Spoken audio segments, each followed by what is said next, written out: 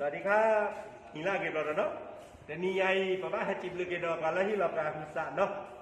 แต่นี่ใหญ่เนี่ยเป็นเนี้ยเราหุสาแต่กระทบเลยเนาะจะมาตาดูสิญญาเกเคทีจีกเมตีแล้วจะเจ๊ก็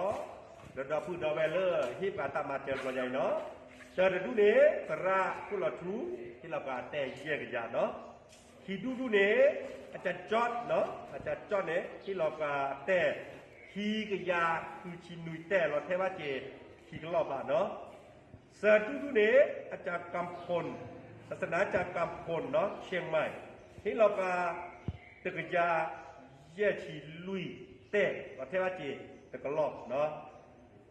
ลุยดูเนี่ยสุริยะบุพาเนาะจะพูดจะแว่จะนอจะจอจะบูจะตีเนาะที่เราก็เจลุยเตเวหุสานี่คือชีเย่เตเนาะเย่ดูเนี่ยคริสตจักรนานาชาติตาอุปูนานาชาติแล้วอุกเวนเนาะกระจอนโนอาแกตาอุปูกระเนาะจะผูกฟ้าเนาะฮิลอกาหุสาอัตเตเย่ชีว่าเลิกอัปสานงานเลิกหุสาฮิลอกานี้เมเวดากระอาจจะอาคำมิชาอาคำเนาะว่าละเลสเซอร์เนาะ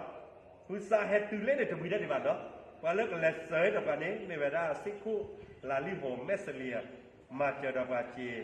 ตะกละบาทเนาะ10,000 บาทหมออยู่อาลามวยกาไปชุกเอดอกพูดอกแบบก็กันเดเนาะหุสาคลายจะเนี่ยเลยที่สิเกเยลบ้านเนาะกับบ้านเล็กดอนพลุต่อแล้วสิเกกับพาเนาะเราเทว่ากันนี่แล้วสิเกคือเดือดตากตาแขกคือเดือดเจแล้วสิเกกับพาเดือดคือเดือดเจเด้อปกเมืองคือกมิตีเลอพอคู่บ้านนักวาดเคยนักลายเด้อเป็นนอนขับเนี่ยพายไปที่เด้อเนาะหมออยู่อาลามวยไปชุกเดียวสิก็กันเดขอบคุณและสวัสดีครับกลับเลยเนาะ